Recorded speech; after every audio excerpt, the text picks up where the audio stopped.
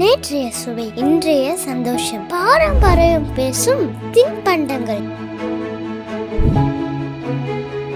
சுவையில் பாரம்பரியமும் தரத்தில் நம்பிக்கையும் மரபு மாறாத சுவையின் முகவரி.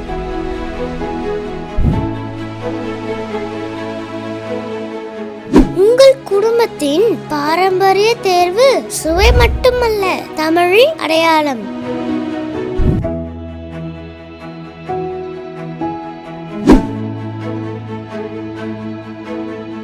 தமிழர் மரபை சுவையால் கொண்டாடும் உங்கள் சாய் பட்டாணி கடை மாங்காடு. இனிப்பு மற்றும் கார வகைகள்.